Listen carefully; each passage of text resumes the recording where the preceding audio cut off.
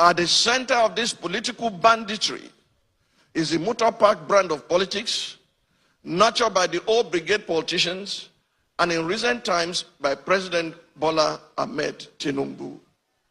Mr. President, it is through your influence that the Nigerian National Assembly has become a haven for legislative rascality.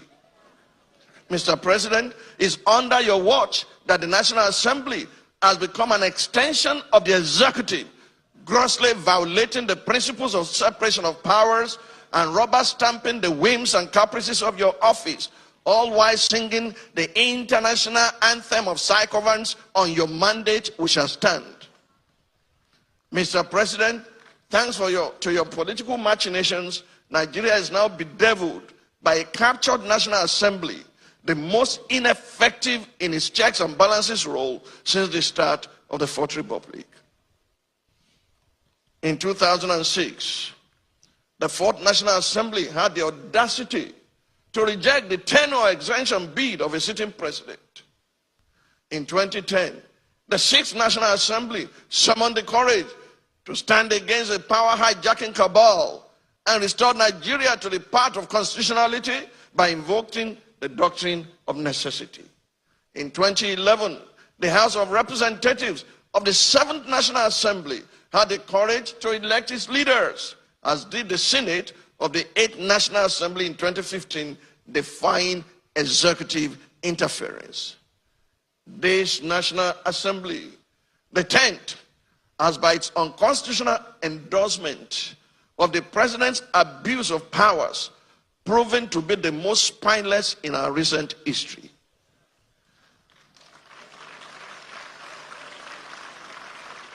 Through its actions and inactions, the National Assembly has in effect become the 48th member of the President's cabinet. While a cabinet minister by the name of Wike, is it Wike or Wike or Wakeep?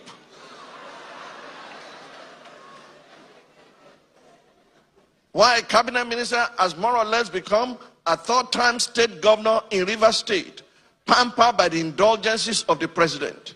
Recent events have made it clear to Nigerians that had this assembly been in place in 2006, when the third-term agenda was proposed, our democracy would have since morphed into one of Africa's lamentable tales of sit-tight dictatorship.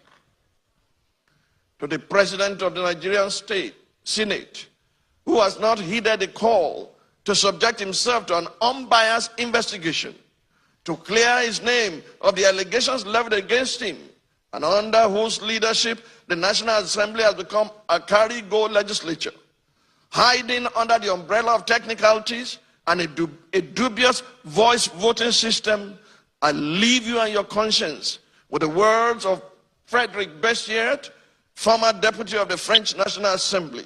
He said, and I quote, "When plunder becomes a way of life for a group of men in a society, over the course of time, they create for themselves a legal system that authorizes it and a moral code that glorifies it."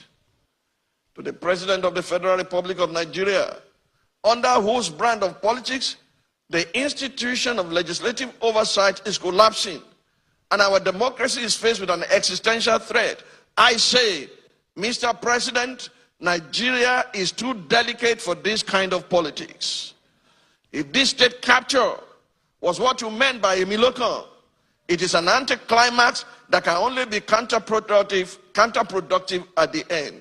I urge you, Mr. President, to think deeply and reflect on these words. No man is wise enough, nor good enough to be trusted with unlimited power. Mr. President, please stop playing God.